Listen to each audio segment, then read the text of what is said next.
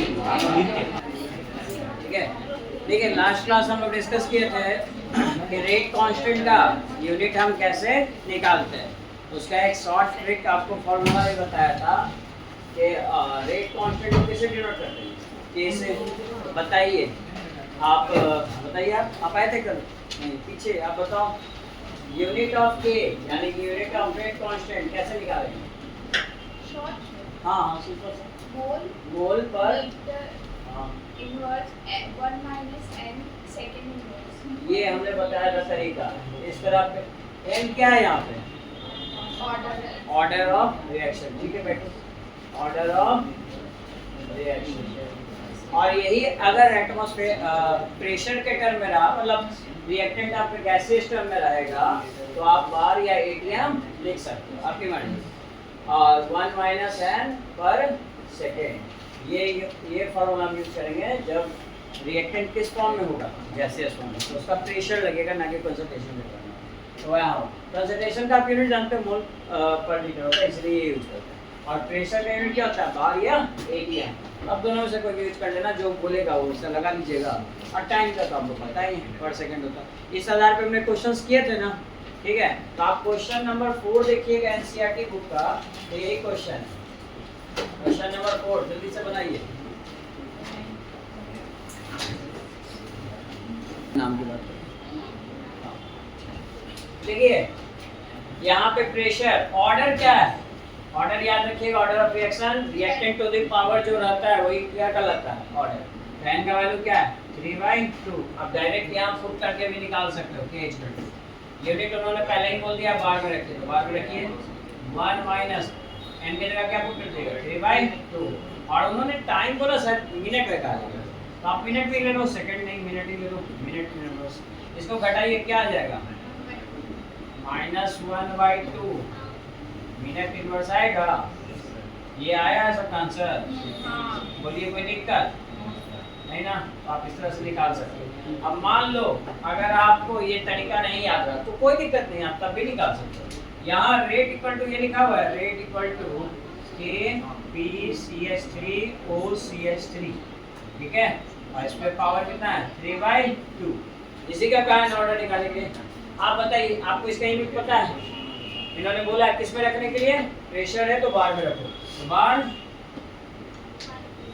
Actually rate है क्या बताइए, तो रेट आपने पढ़ा है कंसंट्रेशन ऑफ रिएक्टेंट।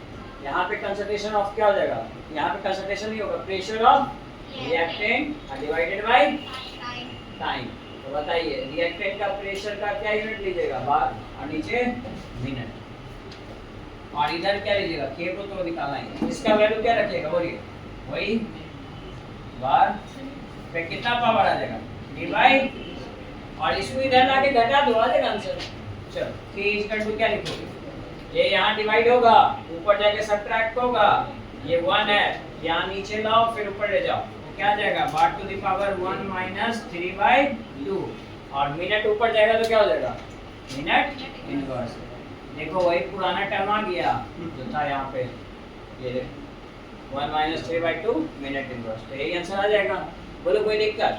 मेरा नेक्स्ट क्वेश्चन था, क्या इसका नाम आप लोग बता सकते हो, डाई मिथाइल ईथर इसका कॉमन नेम है, ये मिथाइल ये मिथाइल, दो मिथाइल है, और ये फंक्शनल ग्रुप है ईथर, इसलिए डाई मिथाइल ईथर नाम पड़ा।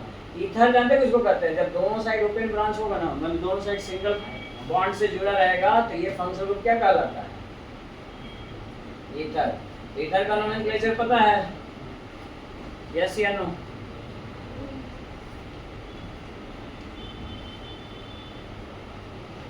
देखो क्या करते हैं ईथर, ईथर में क्या करते हैं, ईथर हमेशा बिहेव करेगा एज अ साइड चेन, क्या बिहेव करेगा एज अ साइड चेन।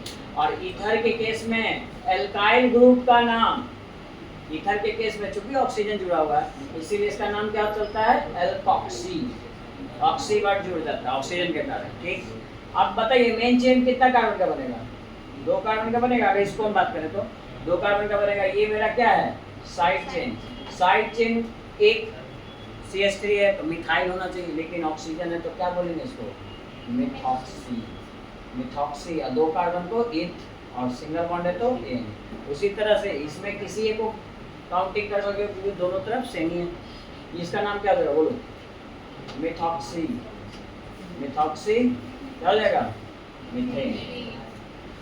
आया समझ में? ये आई थी समझ में। कोई दिक्कत किसी को? क्या है, अभी इसकी जरूरत नहीं है, ये तो हम आपको जब ऑर्गेनिक केमिस्ट्री पढ़ाएंगे तो बताएंगे। फिलहाल ये समझ में आता है, ये दिक्कत है कुछ में? तो 4 क्वेश्चन के बाद देखो थर्ड भी बनाइए एनसीईआरटी बुक का, बना सकते हो आप लोग। क्वेश्चन पढ़िए, देखिए अमोनिया का डिकम्पोजिशन हुआ, ये टूट के बना। आपसे पूछा है जहाँ की जीरो ऑर्डर रिएक्शन दिया हुआ, के की वैल्यू गिवन है, और पूछा है रेट ऑफ प्रोडक्शन बताइए। किसका प्रोडक्शन बताना है? हाइड्रोजन और, यानी दोनों। अच्छा, प्रोडक्शन किसका होता है? प्रोडक्ट का, इसीलिए प्रोडक्ट पूछा। और रिएक्टेंट का रहता है रेट ऑफ डिसअपेरेंस, या वही डिसअपेरेंस बोलते हैं यहाँ पे, प्रोडक्शन या फॉर्मेशन, या फिर ये सब नाम यूज कर सकते हैं प्रोडक्ट। चलिए ठीक है, आप पहले से भी यूज कर सकता है। तो अब हम बात करते हैं इसको हम निकालेंगे कैसे। पहले इस इक्वेशन को देख के क्या रेट लिखना सिखाया है ना? क्या सिखाया था भाई? ये फॉर्मेशन ये सब जब भी लिखते हैं तो डी बाई डी टी के फॉर्म में लिखते हैं। तो लिखिए D by d T ammonia का कंसंट्रेशन ऑफ अमोनिया, बताइए कितना मोल दिख रहा है? 2 मोल, तो 1/2 कर देंगे। और चूंकि रिएक्टेंट है तो रिएक्टेंट नेगेटिव साइन के साथ आएगा। रिएक्टेंट का अमाउंट क्या होता है? घटता है। आइए ये जितना घटेगा उतना ही तो प्रोडक्ट बनेगा, यानी ये दोनों इक्वेट कर सकते हैं हम लोग, बराबर ले सकते हैं। आइए इसकी बात करते हैं। नाइट्रोजन का डी बाई डी टी, ये प्लस में आ जाएगा, एक ही मोल है ना, यहाँ कुछ लिखने की जरूरत नहीं है। आगे बताइए 1/3 D by d T hydrogen का। अब एक बात बताओ, इस क्वेश्चन को बनाने के लिए तुम्हें किसका वैल्यू चाहिए? आर का। आर का वैल्यू रहेगा, इक्वेट करके बता दोगे। लेकिन क्या हमें आर का वैल्यू पता है? नहीं। कैसे निकालेंगे? कुछ ना कुछ हिंट दिया रहेगा। पढ़िए, क्या हिंट दिया हुआ है? Zero order. याद रखो, फॉर जीरो ऑर्डर, ये साइड में कर सकते हो। फॉर जीरो ऑर्डर क्या लिखते हैं जी? रिएक्शन बताओ। फॉर जीरो ऑर्डर अगर आप लिखोगे तो रेट इक्वल टू क्या लिखोगे बोलो? के, और रिएक्टेंट जो भी हो, रिएक्टेंट जो भी हो उसका पावर क्या आएगा? 0। ये तो कट के 1 ही आना जाएगा। यानी तुम समझे कि रेट का वही वैल्यू होगा जो रेट कांस्टेंट का होगा। आया समझ में? रेट का वैल्यू वही होगा जो रेट कांस्टेंट होगा। अब अगर ये सब बात समझ में आ रहा है, रेट, तो रेट का वैल्यू कितना के बराबर हो जाएगा? के बराबर, यानी यही वैल्यू रेट की वैल्यू होगी। आया बात समझ में? लेकिन क्यों होगी ये रीजन समझिए, ठीक है? तो यहाँ पे क्या पुट करोगे? 2.5 into 10 to the power 3 इतना करेंगे, ठीक है? आप बताइए, आपको पहले किसका फॉर्मेशन निकालना था? इसी का नाम। इसका फॉर्मेशन कितना आ जाएगा? D by d t. अच्छा, इसी को ना पढ़ते हैं जी, rate of formation of nitrogen, वो आएगा इतना। आ रहा है समझ में? इसको क्या पढ़ोगे?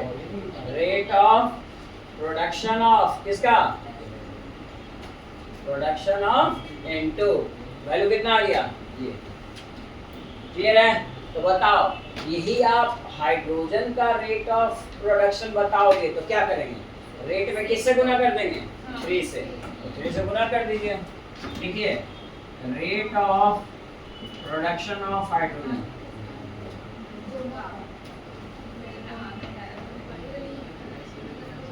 बताइए क्या लिखे? 3 into R लिख दें। 3 into रेट, और रेट की वैल्यू कितनी है? इतनी। 3 into 2.5 into 10 to the power minus 4, कितना आ जाएगा जी? 7.5 into 10 to the power minus 4। ये आंसर आएगा। बोलो कोई दिक्कत? समझ में आ रहा? तो ये है। और यहाँ पे यूनिट क्या लिखेंगे इसका? बोलिए। मोल पर लीटर। भाई कंसंट्रेशन का यूनिट क्या होगा? मोल पर लीटर। यहाँ पे भी क्या होगा? ये मोल पर लीटर। बोलिए कोई दिक्कत? समझ में आया दोनों क्वेश्चन? अगर यहाँ पे रेट ऑफ डिसअपेरेंस ऑफ, मैं नेक्स्ट क्वेश्चन मैं पूछ रहा हूँ, आप निकालो। रेट ऑफ डिसअपेरेंस ऑफ, इसी क्वेश्चन में rate of appearance of ammonia कितना बताओगे? तो क्या लिखोगे? डिसअपेरेंस को किससे लिखते हैं बताइए? आप जानते हो d/dt अमोनिया का डिसअपेरेंस, और डिसअपेरेंस है यानी नेगेटिव साइन के साथ आएगा। तो बताइए इतना वैल्यू लिखना है हमें, ये 2 को हटा दो तो 2 को इधर भेज दो, 2r हो जाएगा। और r का वैल्यू किसके बराबर है? k के बराबर। k का वैल्यू आपको पता है कितना आ जाएगा जी? 5 × 10⁻⁴ मोल पर लीटर। इस तरह से कोई भी क्वेश्चन आपसे प्रोडक्शन या फिर डिसअपेरेंस के फॉर्म में पूछ सकता है। बोलो बात समझ में आता है? सर रेट का यूनिट तो थोड़ी होगा, रेट ऑफ डिसअपीयरेंस का तो यूनिट यहाँ पे सेकंड भी होगा। रेट आप रेट लिख रहे हो तो मोल पर लीटर पर सेकंड, ये भी लिखो। सेकंड भी आएगा यहाँ हाँ ये इसमें भी लिख लेना, सेकंड भी आएगा। ठीक है, कोई डाउट इस क्वेश्चन में किसी को? नहीं ना? ठीक है, यहाँ तक लिख लो। देखो number of atoms or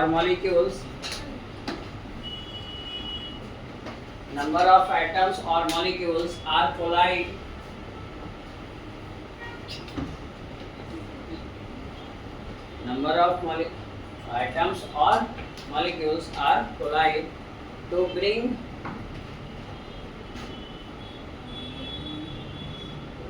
out a chemical reaction. Bring about a chemical reaction.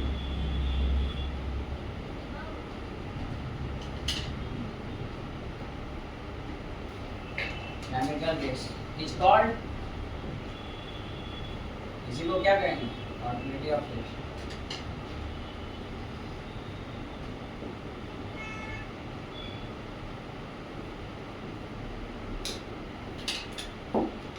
ठीक है, नीचे नोट करके लिख लो। It is always a whole number, हमेशा ये क्या होगा? एक होल नंबर है। It is always a whole. जैसे फॉर एग्जांपल एक रिएक्शन आपने लिया कैल्शियम कार्बोनेट, ये टूटा, आपको पता है ये हीट देने पे ब्रेक हो जाता है Ca। एक क्या कहलाएगा जी? ये कैसा रिएक्शन कहलाएगा? मोनोमॉलिक्यूलर रिएक्शन कहलाएगा। ठीक है, क्योंकि एक ही रिएक्टेंट है और एक से ज्यादा रहेगा, जैसे ये है हाइड्रोजन ऑक्सीजन, ये क्या कहलाएगा? बाइमॉलिक्यूलर। ये यूनि कह सकते हो, यूनिमॉलिक्यूलर, ये बाइ। तो सब में क्या आ रहा है? होल नंबर आ रहा है 1 2 3 ऐसे। तो हमेशा याद रखिएगा मॉलिक्यूलरिटी ऑफ रिएक्शन क्या होता है? एक होल नंबर में पाया जाता है, दूसरा डेफिनेशन लिख दीजिएगा, 2 मार्क्स में इतना काफी। कोई दिक्कत? लेकिन क्वेश्चन जो पूछा था आपके सीबीएसई बोर्ड में वो ये पूछा था कि what is the difference between molecularity of reaction and order of reaction. तो उसका आंसर क्या लिखोगे? लिखो molecularity of reaction and order of reaction के बीच में difference.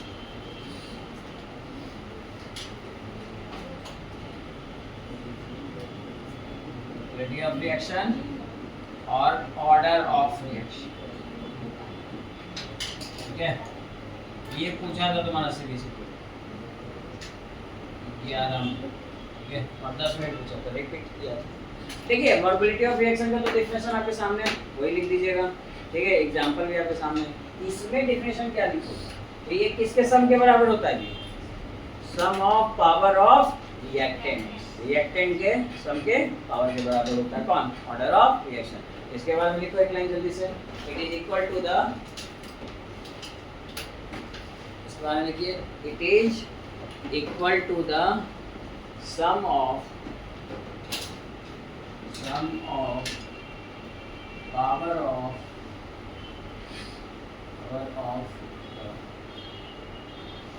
Concentration of reactant.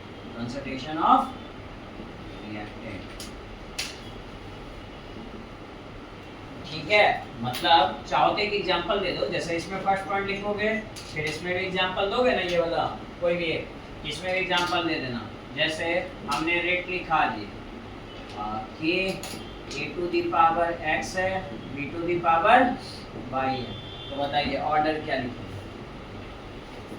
x plus y। इस तरह से अच्छे से समझा के जानवर को लिख दीजिए। ठीक, अब एक बात बताइए, दूसरा पॉइंट, ये हमेशा क्या होता है जी, it is always whole number, but ये होल नंबर नहीं हो सकता, ये आपका फ्रैक्शन में भी हो सकता है, नेगेटिव भी हो सकता है, पॉजिटिव भी हो सकता है, जीरो भी हो सकता है, क्योंकि ये डाटा कैसा है, एक्सपेरिमेंटल, और ये कैसा है, theoretical.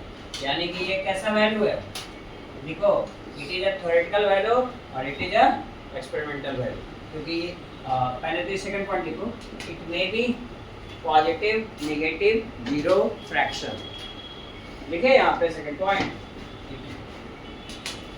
May be positive, negative, zero, fraction, इनमें से किसी में भी हो सकता है। ठीक है, क्यों हो सकता है, क्योंकि ये तो एक्सपेरिमेंटल है और एक्सपेरिमेंटल वैल्यू चेंज हो जाती है, और ये कैसा है, थ्योरेटिकल वैल्यू। तो लिखिए it is a theoretical value, और इसके बारे में लिखो it is a experimental value. ठीक है, इतना 3 पॉइंट डिफरेंस काफ़ी है। आप 2 भी लिखोगे ना आपको मार्क्स मिल जाएंगे, क्यों, क्योंकि आपने एक नंबर के लिए तो डिफिनेशन ही लिख दिया, फिर आपने एग्जाम्पल भी दिया एक नंबर के लिए, फिर आपने ये भी लिखा कि ये पॉजिटिव नेगेटिव होगा, इतना ही एक नंबर मिल जाएगा। ये थ्योरेटिकल और एक्सपेरिमेंटल लिखो अथवा ना लिखो कोई बात दिक्कत नहीं है, क्योंकि 3 नंबर से ज़्यादा क्वेश्चन नहीं बनता है आपके बोर्ड एग्जाम से। ठीक है, 2 या 3 मार्क्स का क्वेश्चन आएगा, तो ये आप लिख लीजिए, आपको 4 पॉइंट्स यहाँ मिल गए एग्जाम्पल के साथ। ठीक है, तो ये एक छोटा सा क्वेश्चन है जो 2 मार्क्स में आ सकता है, आप लिख लो। और इसके बाद एक और छोटा सा क्वेश्चन है जो 2 मार्क्स में आता है, वो है तुम्हारा सूडो फर्स्ट ऑर्डर रिएक्शन है। सूडो मीन्स होता है रॉन्ग, जो झूठ है, सही नहीं है। Pseudo first order reaction,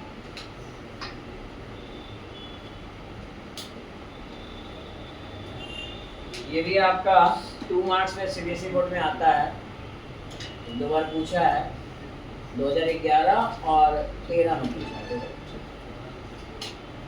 2 marks. ठीक है, तो क्या होता है pseudo first order reaction, pseudo मतलब होता है जो रियलिटी में है नहीं, एग्जिस्ट नहीं करता है ना, इमेजिनरी है, एजम्पशन है, ये ऐसा कुछ है। ठीक है, तो आप हेडिंग दीजिए यहाँ पर। देखिए छोटा सा क्वेश्चन है, इंडेक्स का 4 नंबर, अगर आप देख रहे होंगे 4.4, वो क्या बोला सुनिए, conversion of molecules, x convert किस में हो रहा है, वाई में, और यहाँ पे बता दिया है ऑर्डर ऑफ रिएक्शन कितना है, सेकेंड ऑर्डर, मतलब इनका वैल्यू क्या हो जाएगा।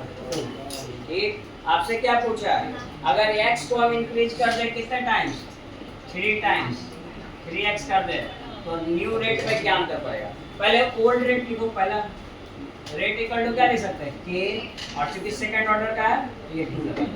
अब ये इंक्रीज कर रहा है 3x, तो k new rate r dash कितना आ जाएगा जी, 3x लिख लो, हाँ 3x का स्क्वायर, तो 9 बार आ जाएगा, 9kx का स्क्वायर। अब आप बताइए ये प्रीवियस रेट के बराबर है, r के बराबर, 9 into r, मतलब चेंज कितना आ गया, 9 टाइम्स, तो आंसर यही लिखना था 9 टाइम्स। कोई दिक्कत नहीं ना, सबका बन गया था। ठीक, तो फिर इस तरह से किताब क्वेश्चन बनाइएगा। अब इसको लिखो, इसका 2 मार्क्स का डेफिनेशन है, rate of reaction is appear to be second order,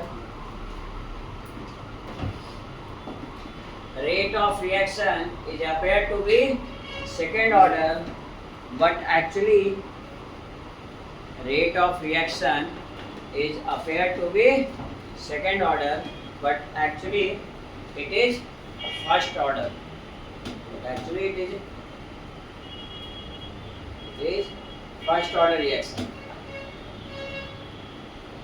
but actually it is called it is first order reaction.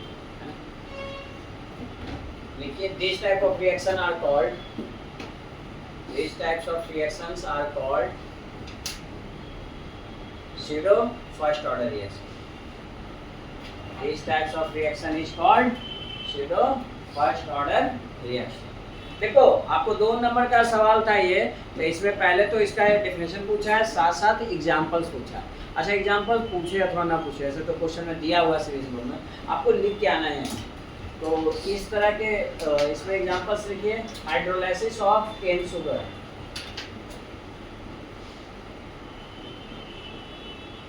Hydrolysis of cane sugar तो समझ ही रहे हो। और जब जब हम हाइड्रोलाइसिस करते हैं इस तरह के रिएक्शन में हमेशा याद रखिएगा जो सॉल्वेंट पार्टिकल्स होगा वो एक्सेस में होगा, बहुत ज़्यादा मात्रा में होगा, ठीक है। तो आप जैसे शुगर लिए चीनी, कितना होता है ये फॉर्मूला, ये ना होता है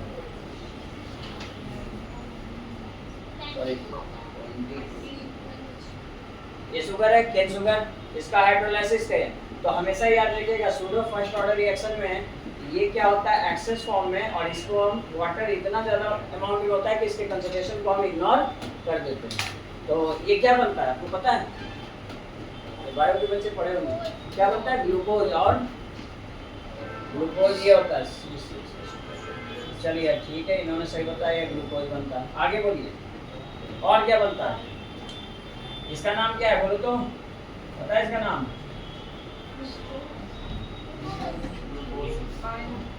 बोलो वही है नहीं है, और दूसरा नाम बताइए, फ्रक्टोज सुने हो, ठीक है कोई बात नहीं, ये बायोमोलिक्यूल्स में आपको पढ़ना है, बाकी बायोलॉजी के बच्चे तो पढ़े ही होंगे, ठीक है नहीं पढ़े तो पढ़ दो, बाकी बायोमोलिक्यूल्स केमिस्ट्री में भी है तो आप पढ़ेंगे, ठीक है। तो चलो इसका रेट लिखेंगे, तो इसका रेट हम क्या लिखेंगे, देखने में लगता है कि के शुगर और कितना मोल है जी शुगर 1, और वाटर भी लग रहा है ना, लेकिन देखिए जहाँ पे इसका कंसंट्रेशन एक्सेस में आ जाए, बहुत ज़्यादा मात्रा में आ जाए, उसको इग्नोर करते हैं, ठीक है। तो ये लग रहा है कि rate of reaction 2 types second order का है, बट एक्चुअली क्या होता है ये फर्स्ट ऑर्डर, क्योंकि पानी इतना ज़्यादा मात्रा में उसका कंसंट्रेशन को हम लोग कंसीडर नहीं करते, ऐसे रिएक्शन को ही सूडो फर्स्ट ऑर्डर रिएक्शन करते हैं, ठीक है। तो लिख लीजिए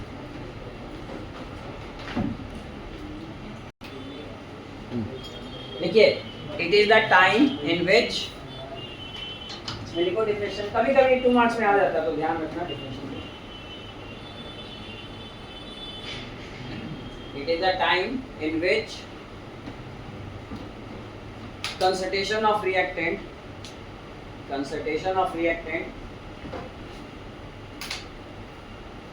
it is a time in which concentration of reactant become half, concentration of reactant become half, it's called half lifetime, it's called half lifetime, तो क्या बोलते हैं जी half life.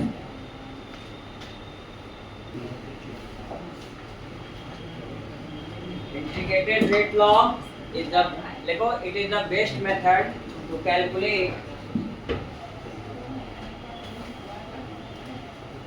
Is the best method to calculate rate of reaction. Rate of reaction निकालने का ये सबसे अच्छा मेथड माना जाता है।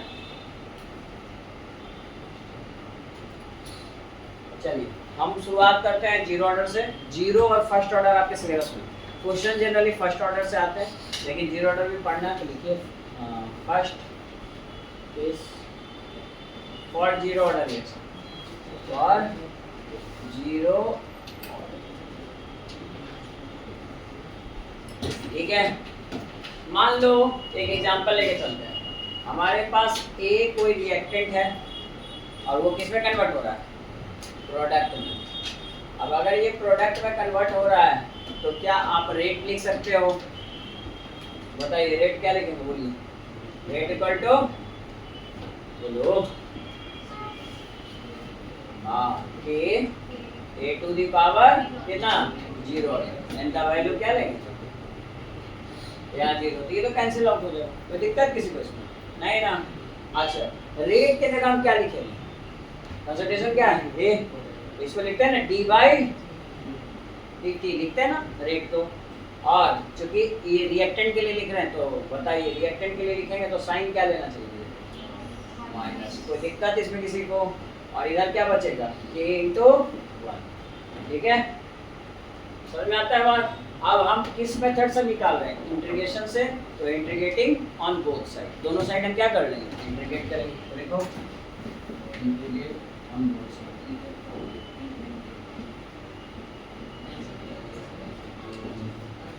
अब बताइए दोनों साइड इंटीग्रेट करोगे तो क्या आएगा डी बाई डी टी बोल रहे तुम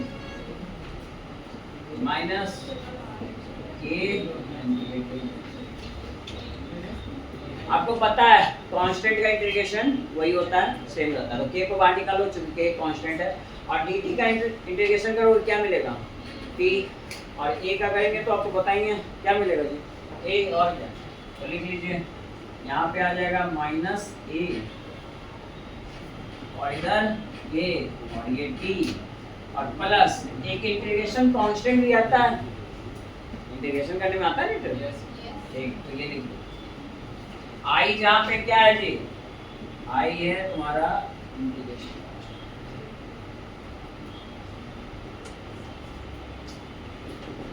बोलिए बात समझ में आती है, कोई दिक्कत किसी को इसमें नहीं ना। अब बताओ i का वैल्यू हम कैसे निकालेंगे, तो i का वैल्यू हम निकालेंगे at time t equal to 0 करके, ये टाइम को हटाना है ना, तो क्या करोगे एट टाइम इनिशियल टाइम की बात कर रहे हैं एकदम शुरुआत में, टाइम t इक्वल टू 0, तो उस समय कंसंट्रेशन भी क्या होगा ये तो होगा इनिशियल कंसंट्रेशन होगा, तो हम मानते हैं इनिशियल कंसंट्रेशन उस समय A0 था, कितना था जी इनिशियल कंसंट्रेशन, अब हमेशा याद रखना A0, शुरू में हम इतना लेके चले थे, ये बाद में धीरे धीरे घटता चला गया, ठीक है। अब ये वैल्यूज में पुट करो, तो पुट इन इक्वेशन फर्स्ट में पुट करो और मुझे बताओ i की वैल्यू क्या आ रही है। चलिए इतना लिख निकालिए, तो बता नहीं रहे आया क्या आएगा जी, सिंपल सा तो है जी, इसमें कोई चेंज होगा, इनिशियल कंसंट्रेशन मतलब a का वैल्यू कितने के बराबर हो जाएगा, a हो जाएगा हमारा A0 के बराबर, ठीक। तो यहाँ पे क्या पुट करेंगे बोलो, A0 पुट करेंगे, ठीक। और ये बताइए k इंटू 0, भाई टेम्परेचर क्या है 0, और i, तो ये तो 0 पूरा हो गया, तो i की वैल्यू क्या आ गई i इक्वल टू माइनस, बताइए इसमें किसी को दिक्कत, i का वैल्यू, और यही i का वैल्यू हम इक्वेशन 1 में पुट कर देते हैं, तो देखो put the value of i in equation first, equation first में put the value of i in equation first,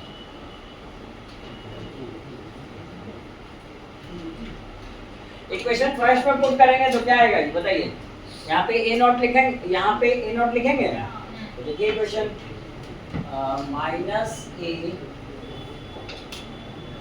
kt, और ये माइनस में प्लस में माइनस A0 माइनस में, तो माइनस A0 माइनस, ठीक है।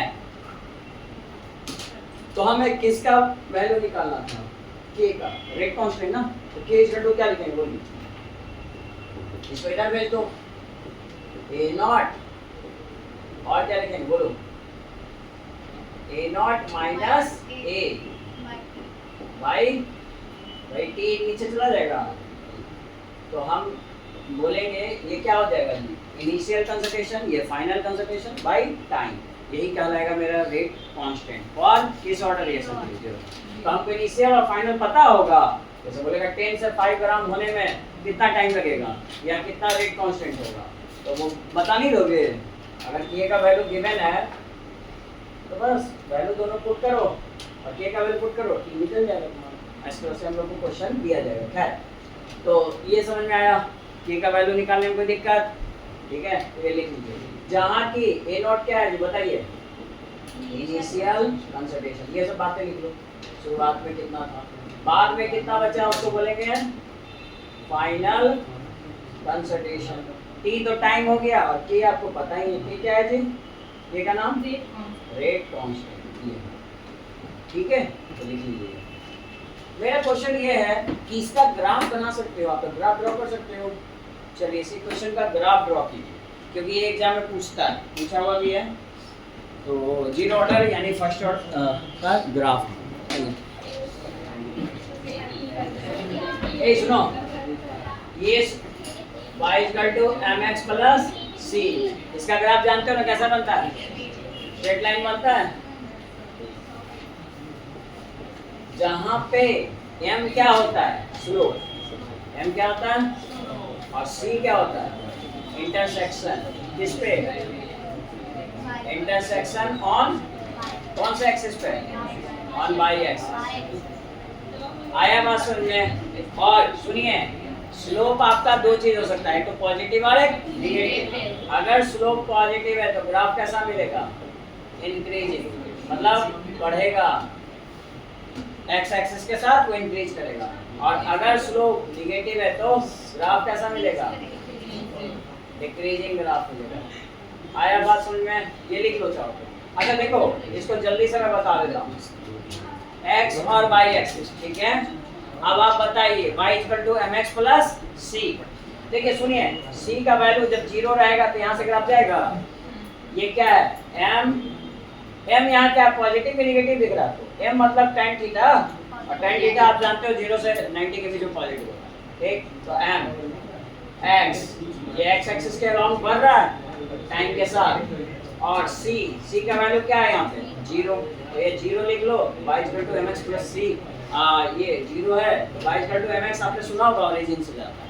अच्छा, अगर ग्राफ यहाँ से गया तो इसको क्या बोलेंगे? देखिए ये प्लस c है ना जी, कि माइनस c है? प्लस c, तो इसको ग्राफ को क्या पढ़ेंगे? ये भी आपका पॉजिटिव नहीं है, देखो ये ग्राफ इंक्रीजिंग की ओर जा रहा है, तो y equal to mx plus c। लेकिन ग्राफ अगर यहाँ से गया तो ये वैल्यू क्या है? नेगेटिव। तो इस केस में क्या बोलेंगे? mx minus c। बोलिए कोई दिक्कत?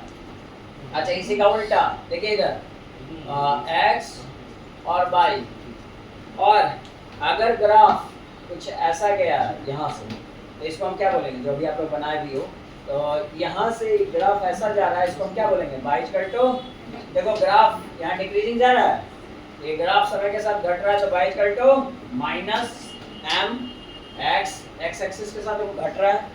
और c की वैल्यू क्या है? पॉजिटिव या नेगेटिव? पॉजिटिव, तो यहाँ प्लस c करो। कोई दिक्कत नहीं ना? और बताओ, अगर यहाँ से ग्राफ जाएगी तो y equal to minus mx, लेकिन c का वैल्यू क्या हो जाएगा? 0, लिखने की जरूरत नहीं है। और अगर ग्राफ ऐसा गया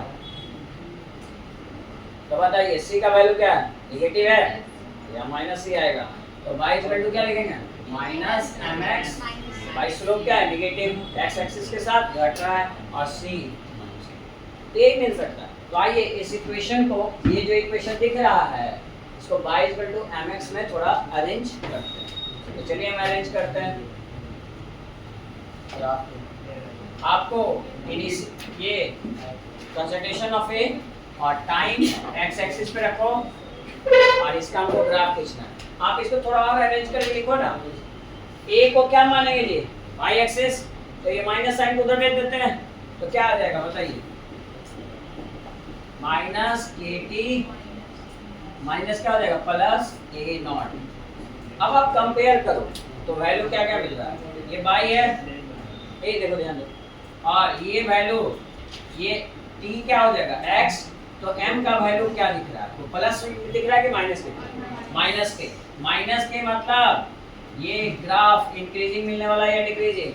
डिक्रीजिंग। अब प्लस c, ये c है ना, ये वैल्यू। अब बताओ c का वैल्यू पॉजिटिव या नेगेटिव? तो भाई इनिशियल कंसंट्रेशन में ओरिजिन यानी 0 के ऊपर लिखेंगे या नीचे? हाँ, तो यहाँ a नॉट टाइम मान लो, तो वही सब बोल रहा था कि वैल्यू मेंशन कीजिए आप लोग, जो आप खाली ग्राफ खींच के रखे हो, ठीक है यहाँ पे। और ये ग्राफ ऐसे डिक्रीजिंग जाएगा, क्यों? क्योंकि स्लोप क्या है? नेगेटिव। और m की वैल्यू क्या है बताइए? स्लोप का माइनस। ये ग्राफ हमने खींच लिया। बोलिए कोई डाउट किसी को इसमें? नहीं ना? तो ये है तुम्हारा 0 ऑर्डर का ग्राफ, जो कि बिहार बोर्ड में ये क्वेश्चन पूछा हुआ है 2018 में। 4 आपको लाइन दिया है ग्राफ का, 4 ग्राफ दिया, बोला कि 0 ऑर्डर का कौन है बताइए, ठीक है? ड्रॉ कर लीजिए और हम क्वेश्चन वो लिख देते हैं, आपको बनाते हैं।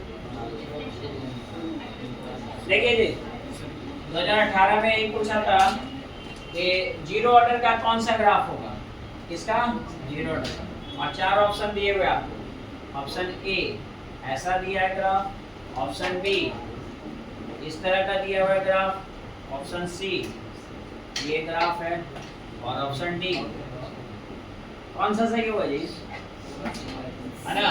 और यहाँ पे लिख दिया इनिशियल कंसंट्रेशन ए है और टाइम टी है, ये भी दिया हुआ, एक्सिस तो देगा ही, तो कौन सा टिक करोगे आप, सी ऑप्शन, इनिशियल कंसंट्रेशन ए, सी ऑप्शन सही है। आया समझ में। तो इस तरह का ग्राफ पे भी क्वेश्चन कभी कभी एग्जाम्स में आता है, इसे आप लिख लीजिए। यहाँ तक कोई डाउट नहीं ना। तो अगर ये इक्वेशन निकाल लिए हो तो हाफ लाइफ टाइम का लिए भी इक्वेशन निकाल सकते हो भाई। टी इक्वल टू क्या पुट करोगे, टी हाफ, उस समय इनिशियल कंसंट्रेशन तो वही रहेगा, फाइनल कंसंट्रेशन कितना हो जाएगा, ए नॉट बाई 2। चलिए पुट कीजिए और बताइए क्या आएगा क्वेश्चन। कुछ खुद से करो कैलकुलेशन, सब बैठा बैठा देखो। यहाँ पे इस वैल्यू को यहाँ पुट करो, लिखो के में तो कोई चेंज नहीं, इनिशियल कंसंट्रेशन कोई चेंज होगा नहीं, वो तो 100 ग्राम है तो 100 ग्राम रहेगा। हाँ फाइनल में चेंज होगा, फाइनल कितना हो गया, घट के आधा, घट के आधा कितना लिखेंगे, ए नॉट बाई 2 और नीचे क्या लिख देंगे, टी को टी हाफ। ये भाई ए नॉट बाई 2 होने के लिए वो हाफ लाइफ टाइम लगेगा, और हाफ लाइफ टाइम का क्या आ जाएगा फॉर्मूला बताइए। ये इन दोनों को घटाएंगे तो क्या आ जाएगा, ए नॉट बाई 2 आएगा, और के इधर ले आएंगे, ये आ जाएगा फॉर्मूला, यानी half life time for zero order reaction A naught by 2k। बोली कोई दिक्कत, यही आया है, कितने लोग का ये आया, हाँ तो बताइए। अच्छा इसका फिर आप ड्रॉ कर सकते हो, चलो ड्रॉ करो।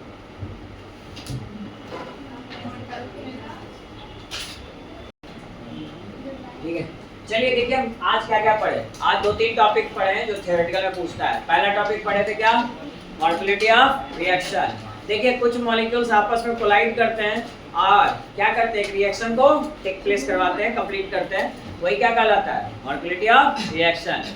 मॉलिक्यूलिटी ऑफ रिएक्शन बताओ क्या होता है, positive negative whole number, order of reaction, हाँ सब में हो सकता है, ठीक है।